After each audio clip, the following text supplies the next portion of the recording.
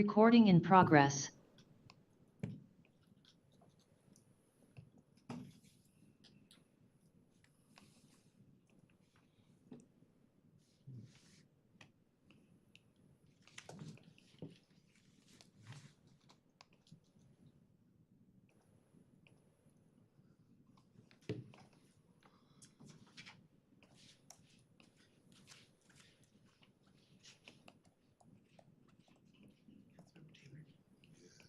Baldwin's not in the meeting yet, so if she's not there, we'll chair this, I think.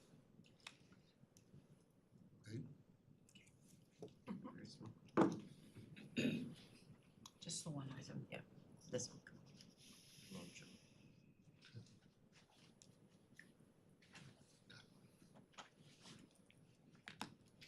Do you need an agenda?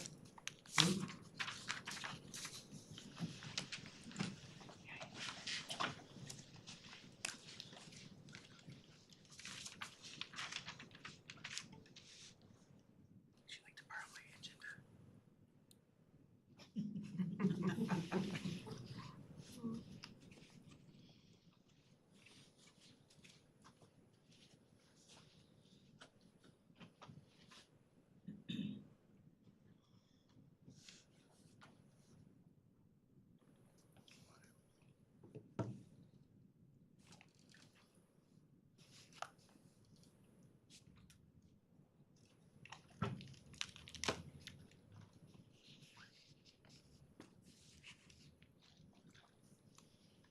speak till 5:30?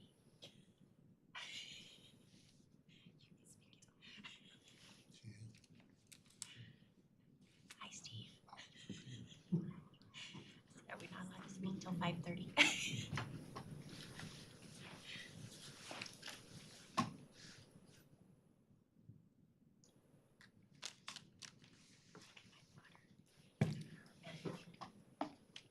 Last time he was giving me all the waters.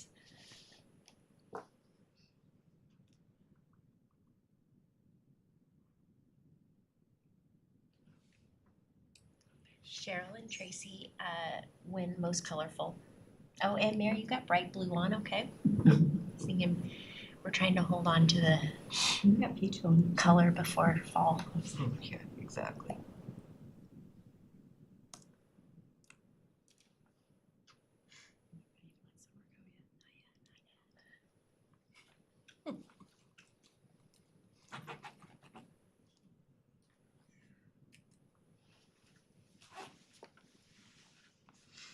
Good evening. I will now call the Auburn Study Session meeting for September 8th, 2025 to order.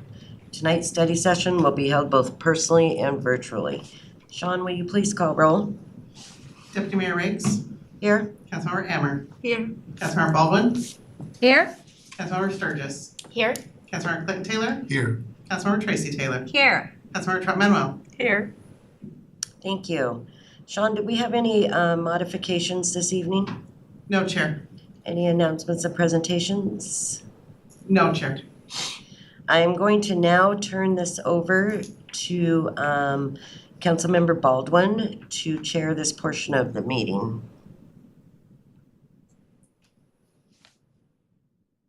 Sorry, just trying to get the agenda up. Feel free to go ahead and intro the next item, please.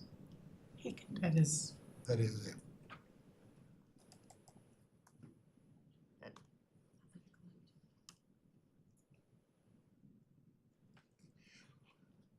Well, so at this time, while Councilmember Baldwin is looking for the agenda, we'll have Director Thomas come up, and she's going to lead us in our second quarter 2025 financial report, which is a financial report through June 30th of this year.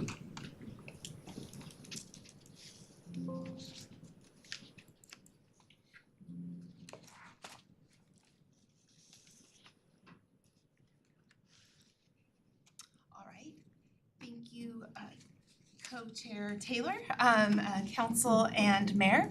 I'm here to go over the second quarter 2025 financial report for the city's general fund. On this chart, we're looking at the same chart that we always look at, a summary of all of our revenues and expenditures year to date. So this is through 6/30/2025. We're comparing what we budgeted in these major revenue streams and also comparing them to the 2024 actuals in the same revenue streams.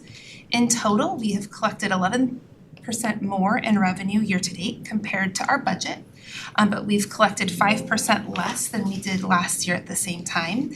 The caveat to that is a significant portion of that difference for the 2025 to 2024 comparison is the fact that we had a large amount of transfers in, $4.2 million into the general fund through the same time frame last year, and that again had to do with ARPA and grants. So if you remove those kind of one-time revenue sources from the analysis, we actually are favorable by $1.6 million if you're looking at our revenue collected year to date compared to 2024's year to date. On the expenditure side, we have underspent our budgeted expenditures by 14%, but we have spent 4% more than we did year to date last year.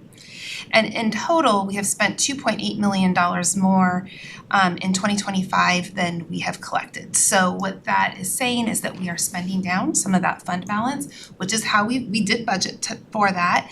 But just pointing that out, that we are now starting to eat away at some of that fund balance that we know in the next 4 to 6 years will be gone. So no, even though we are outperforming on the revenue and the expenditure side, that's not preventing us from dipping into that fund balance that we have budgeted for.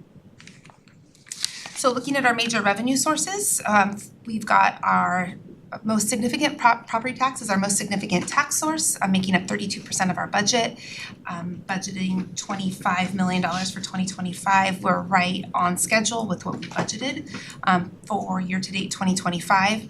We expect to finish the year at what we budgeted in that category. Our retail sales and use tax is our second largest category at 29% of our total taxes. Is the retail sales and use tax. We budgeted $22.6 million. We have collected $252,000 more than what we had expected to see year to date, which means that we're 2% over budget. And we collected $142,000 more than we did same time last year. So we're outperforming 2024 by 1%. If we look at the breakdown of the major categories, the retail sales tax categories, we continue to lag behind 2024 in the construction sector, which is what we had expected to see. And really what's carrying us at that 1% above our 2024 performance is automotive continues to outperform its year-to-year both budget and actuals. And automotive is auto sales specifically. Utility tax, it makes up to 20% of the total taxes in the general fund with $15.8 million budgeted. We have both internal utility taxes, so our water, sewer, storm. We also have our external utilities, which is electric, cable, television, and telephone, natural gas. We historically only collected revenue on our own water, sewer, storm utilities, but beginning in 2023, we are now collecting utility tax from providers that provide water, sewer, storm services to City of Auburn residents. So we've got the City of Bonnie Lake, we've got Lake Haven, and we also have the City of Kent that pay utility taxes to the city. Likewise, we pay utility taxes to our neighboring cities when they are providing water, sewer, storm services to residents of Auburn. So it has actually, though, resulted in us outperforming both our budget and our year-to-date collections. We are outperforming our year-to-date budget by $1.8 million, and that really has to do with collecting more in water, sewer, storm than we had expected and we had budgeted for in 2025. And we are outperforming 2024 as well because we did have some back collection of those water, sewer, storm taxes that we've collected so far in 2025 that were related to prior years. For business and occupation tax, that makes up 13% of our total budgeted tax, with $10 million budgeted in 2025. Year to date, we've collected $7.1 million. This includes our Q4 2024 filings that were due in April of this year, Q1 2025, which were also due in April, and then 2024 annual filings. I said that backwards. 2024 annual filings were due in April. Q4 of 2024 were due January 31st. So all of those quarters we did collect in 2025. There's still about a 64-36% breakdown between what we collect in gross receipts tax versus a square footage tax. So businesses only pay one or the other, not both. And in total, we've collected $7.1 million. And the majority of that comes in the form of gross receipts tax. We have outperformed our year-to-date budget by $1.8 million. I put an asterisk there because $1.18 million is actually past due taxes that are related to prior years that we've collected in 2025. So that's a result of our collection efforts that we continue to make through our discovery process and just reaching out to businesses and asking them questions. So $1.18 million of the $1.8 million is actually back taxes. So if you were to normalize that number, if you were to remove that back taxes, we are outperforming our budget by $600,000 or 9% over budget. And then we are outperforming 2024 year to date by $542,000. Other taxes account for $5.1 million of our budget. We have outperformed the year-to-date budget by $134,000. We are behind the year-to-date actual by $37,000. In both cases, it has to do with admissions taxes. We had received quite a bit of delinquent admission taxes in 2024, inflating the 2024 number, and then we had under budgeted what we had expected to get in admission taxes for this year, so we're outperforming in that category so far. Licenses and permits make up 3% of our total general fund resources, with $3 million budgeted in 2025. I put a graph of both the business licenses and the building permits charts because I want to highlight that the underperformance of both our budget and our year-to-date actual is really related to our other permits and licenses. On the business and licensing side and the building permits, we are outperforming both the prior year performance as well as our year-to-date budgeted amounts. So we're 9% under our year-to-date budget and 10% under our year-to-date last year. And it's our street and curbing permits and our excavation permits that are both down. In total, they're down about $342,000, offset by the overages in business licensing and building permits. We also have intergovernmental revenues, which include our MIT compact, state shared revenue, federal, state, and local grants. We are under budget by $651,000, and we're under the 2024 year-to-date collections by 27%. Most of this has to do with the timing of our MIT compact agreement collection. So by the end of the year, and with grants as well, so just the timing of the collection of grants. So the timing of those significant revenue sources, we expect to be pretty close to budget by end of the year. However, the motor vehicle excise tax and the liquor excise tax are down. So I expect as a total, our intergovernmental revenue will probably end the year unfavorable by $100,000 or $200,000, but not as significant as we're trending right now. So these significant trends in the red will mostly correct themselves by the end of the year when we collect those grants and our compact revenue. Charges for services, we have 4 major categories. Our general government is mostly just our miscellaneous fees for services. We're $7,200 under budget. It's only 0.3% under budget, so even though it's red, I would call that right on track, right within budget. Public safety is $18,000 below what we had budgeted. This is mostly to account for our extra duty service contracts, and it's just to reimburse us for our overtime police costs. So just because our revenue collection is low, it typically means then we actually have, our billings are down because we haven't performed the work. So in the net difference to the general fund is 0. Development services is $22,000 above budget, and these are for the plan check fees for 2 large projects. Culture and recreation is carrying the team at $350,000 over budget, so they're 21% outperforming the budget right now.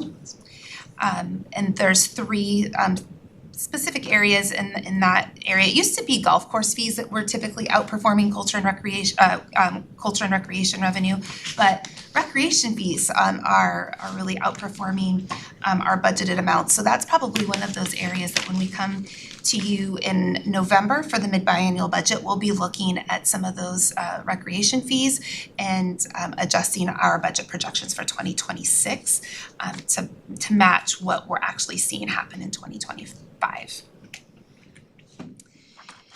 Other, we've got fines and penalties, $584,000 over the year-to-date budget.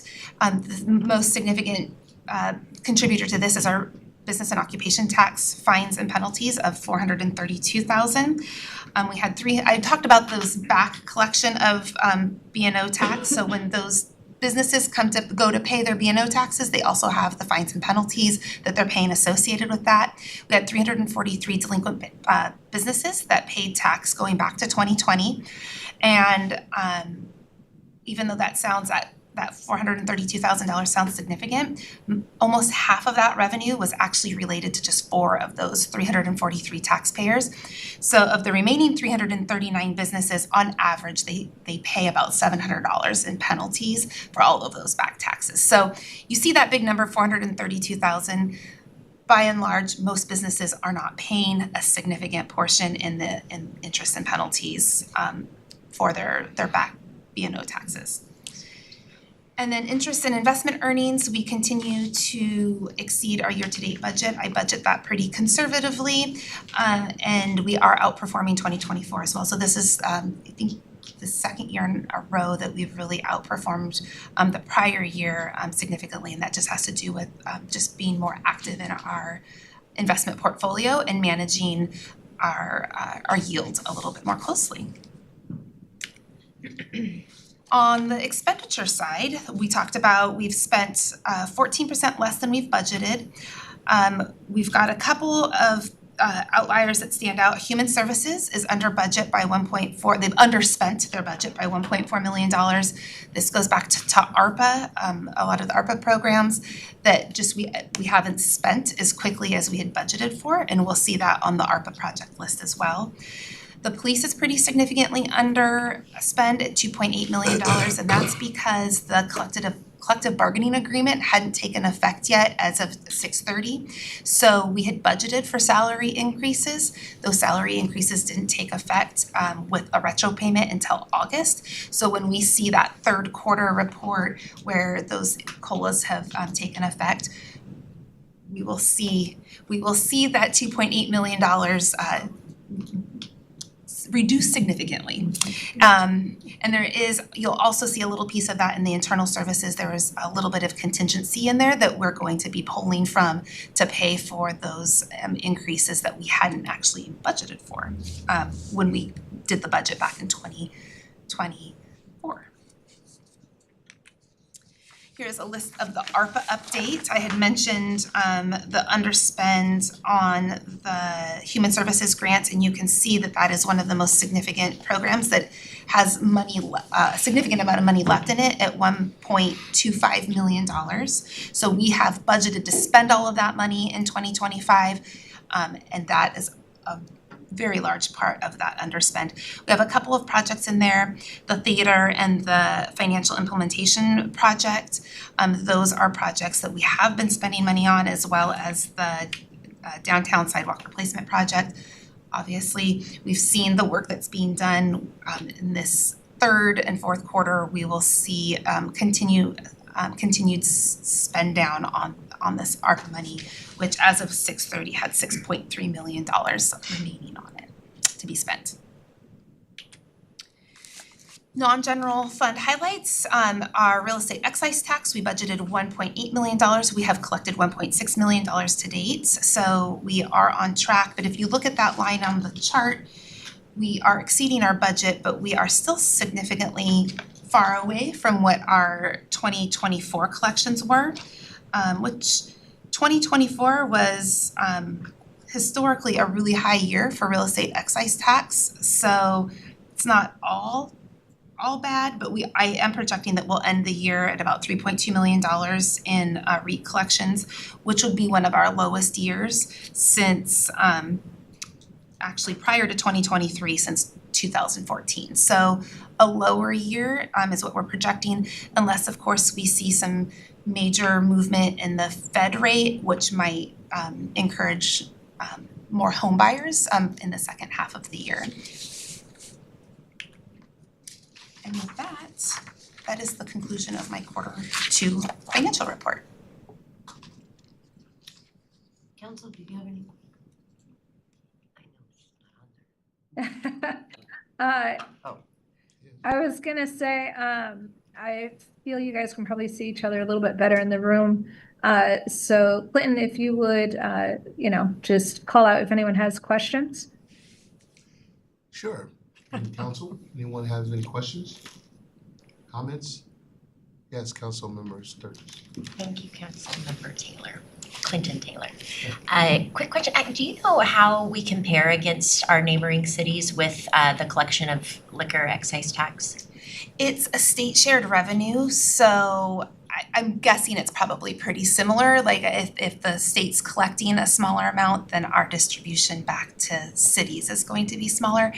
That's just compared to what we budgeted, but if we're collecting less than we did in prior years, they would also be collecting less. Okay.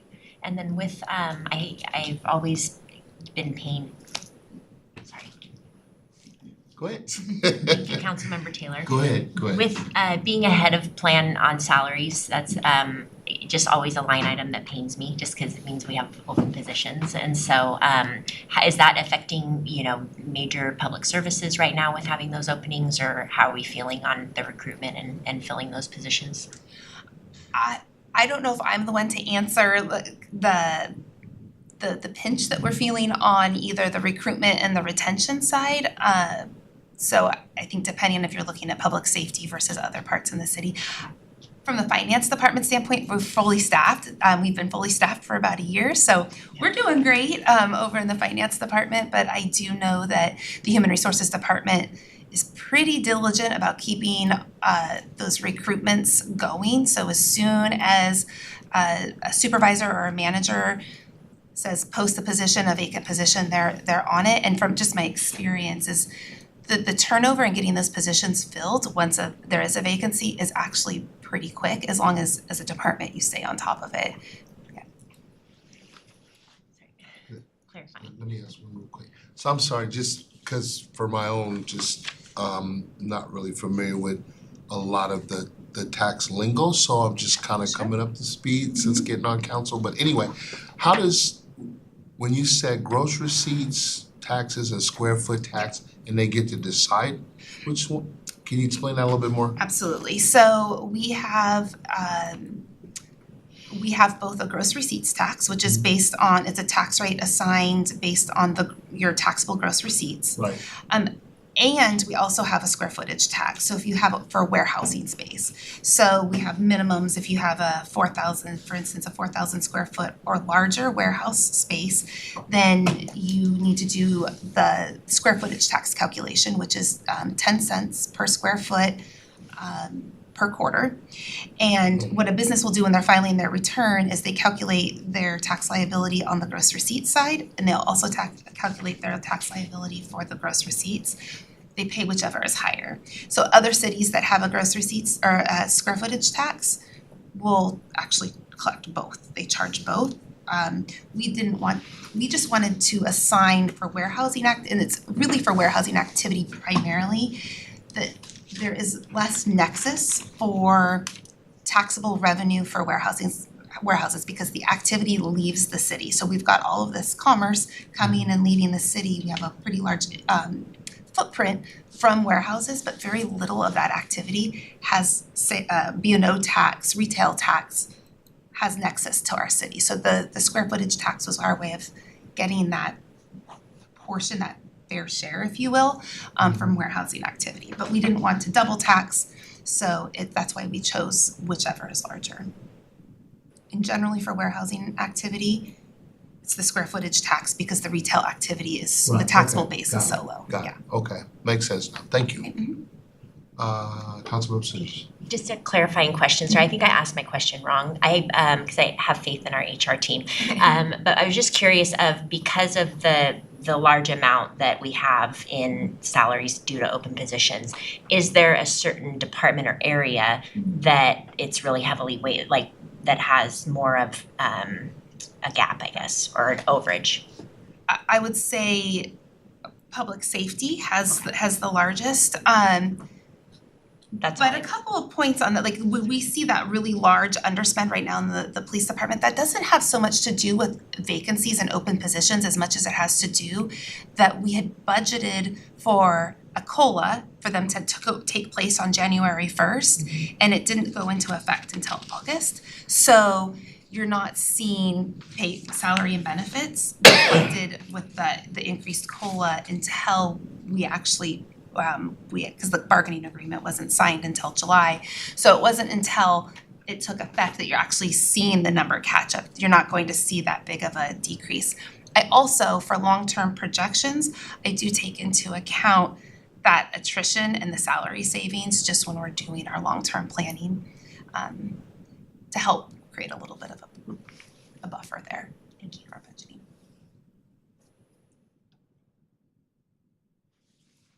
And then I have one question, if there's none others in the room, which is back to your slide for the intergovernmental funds. I think there was a notation of a 983,000 million. Was that just a typo there? It's just, we don't have that much money. I wish we had that much money coming in. No, that is a typo. That's 983,000. That'd be Okay. nice. We I didn't was win the gonna say, I know Powerball. we get a lot didn't of win the grant Powerball. funding. I was just making sure, I was like, hey, that would be nice. All right, thank you very much. More questions, comments? Thank you. Thank you. We will turn it now back over to Deputy Mayor to Chair. Thank you, Councilmember Clinton Taylor. For the next item, I am going to call Jason Crum. Thank you, Deputy Mayor. I'm going to hand it over to Stephen Sturza, the Assistant Director of Community Development. He will be sharing a couple of presentations tonight. Thank you. Thank you, Deputy Mayor, council members, Mayor. Again, I'm Steve Sturza, the Assistant Director of Community Development. I'm here to talk about ordinance number 6987, which is a site-specific rezone for the Auburn School District. So Cami Anderson with Shockey Planning Group on the behalf of Auburn School District submitted an application to rezone parcel 00042000001 from the current R2 residential low zone to P1 public use zone. The parcel is about 35.2 acres. The parcel is in conjunction with 6 other parcels also owned by the Auburn School District that will be developed into a new school campus, including an elementary school, a middle school, and high school. It will also serve as a replacement for the Cascade Middle School, which is currently located at the intersection of M Street Northeast and 26th Street Northeast. The rezone will enable the new schools and replacement of the Cascade Middle School, which is an outdated facility. The subject parcel has a land use designation of public quasi-public and is zoned R2 residential zone, or low, excuse me. The P1 zone implements the public quasi-public land use designation. The land use designation and zone will be consistent after this rezone.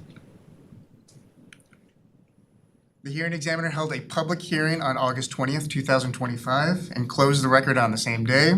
On August 27th, the hearing examiner sent his decision to staff recommending approval of rezoning of the subject parcel from R2 residential low to P1 public use district to the city council. And that is it. Any questions? Any questions, council? Councilmember Tracy Taylor. Thank you, Deputy Mayor. Steve, my question is how does this align with the comprehensive plan? Does it with this rezone? It does? Yes. Okay. Since the land use designation is already the P1 or Okay. the quasi-public, yes, this will bring it in alignment with that. Okay. Thank you. Any other questions, council?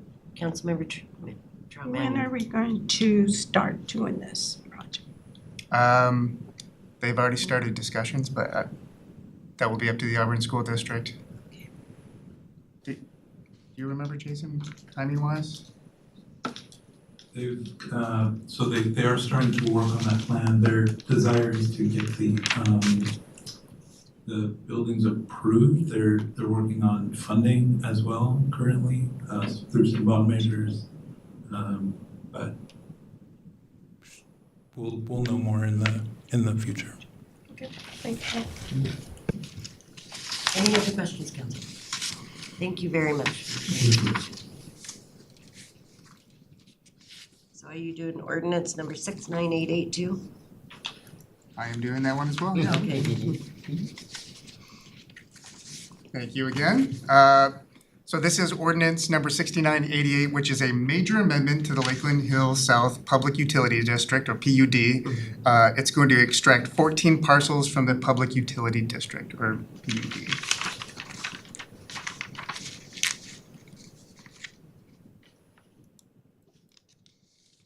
Once again, Cami Anderson with Shockey Group on behalf of the Auburn School District submitted a major amendment to the Lakeland Hills South PUD boundary.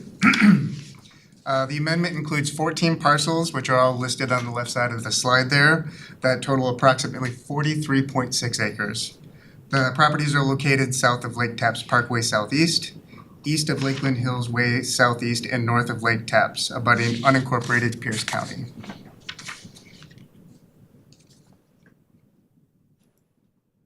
The school district owns 15 parcels in this area. The project proposes to amend the boundary of the PUD to extract 14 parcels of the Lakeland Hills South PUD, since one parcel is already outside of the PUD. The site is no longer intended for residential development. Instead, it is intended to be developed for an Auburn School District school campus. The comprehensive plan designation of the site is Neighborhood Residential 2, which accommodates varying dwelling types. The red colored use to the west is commercial. The dark green that's off to the west and to the north is public, quasi-public, and the light green that kind of cuts through there is open space.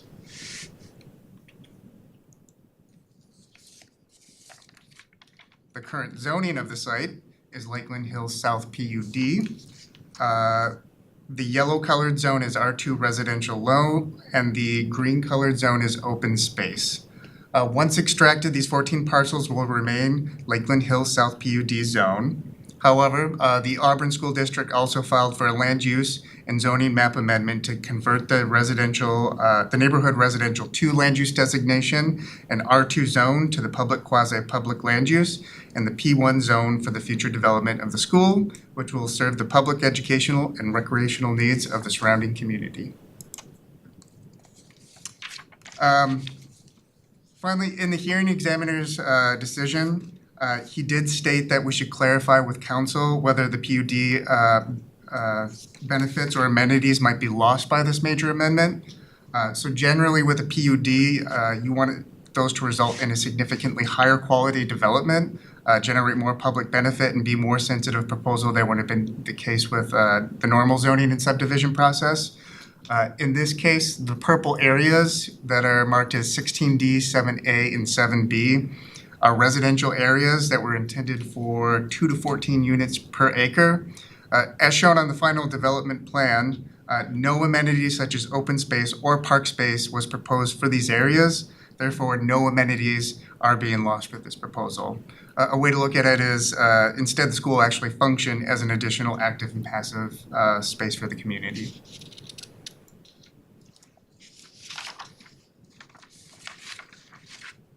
So the hearing examiner on that same day, August 20th, 2025, held a public hearing, closed the record on the same day. On the 28th, the hearing examiner sent his decision to staff recommending approval of the removal of the 14 parcels shown on the screen from the Lakeland Hills South PUD. Once again, Any questions, council? Thank you very much. thank you. Are you doing the next one too? No. Okay. So at this time, I'm going to turn it over to Director Gao for ordinance number 6994. Yes, and we'll have Amber Olds, who is our right-of-way specialist, come up and give the council a quick briefing on Easy Fiber and the franchise.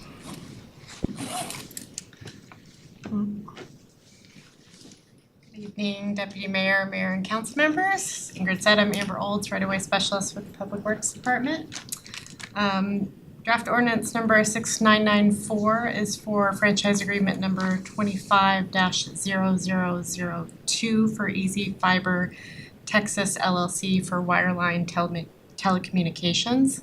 Under Title 20 of the Auburn City Code and consistent with federal law and state law, companies that want to locate their communications facilities in the city's public ways are required to obtain a franchise agreement with the city.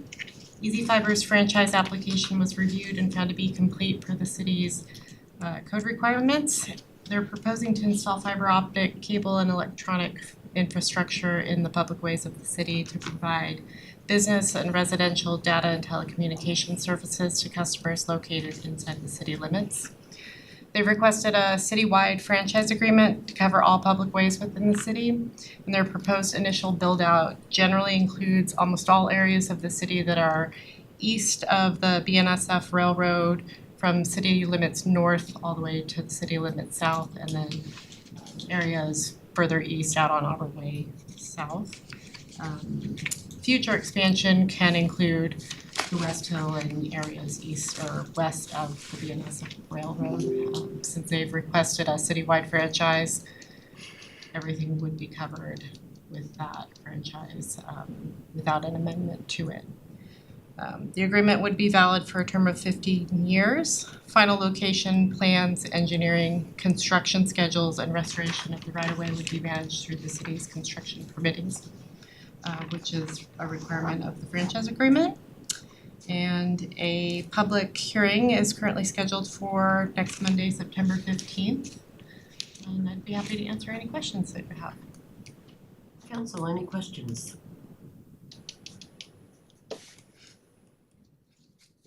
Councilmember Lisa Sturgis. Thank you, Deputy Mayor Rakes. I'm not familiar in this space a lot, so I was just curious, does this change like competition or affordability for our residents? Does it provide competition or change affordability for our residents? It does provide competition. We receive a lot of franchise applications for broadband and telecommunications providers. So every new provider creates more competition, which hopefully creates more affordability for our customers or for our citizens. Councilmember Tracy Taylor. How many current franchise agreements do we have? I would have to get back to you on that. We have a few. Okay. Can I ask for clarify, fiber- are you asking for how many franchises we have for fiber providers? Yes, I'm sorry, yes. For Versus fiber, all the yes. franchises that we have? Sorry, for clarification, yes. I would have to get back to you. That'd be great, thank you. Any other questions? Councilmember Sturgis. One last question do our franchise agreements for fiber include elements for digital equity? Or I guess is digital equity impacted in this area at all? Or part of the conversation? So take that one. Under the rules that we operate under the federal laws that cover broadband communications like this, We can't put requirements on the franchisee related to that in those franchise agreements. One, we can't do it because we haven't done it for anybody else in the past, and so we can't now start requiring new franchisees to do it because that would be an unfair competitive issue amongst the different franchisees. Any other questions, council? Thank you so much. Thank you. Well, we have come to the end of our agenda, so we are adjourned.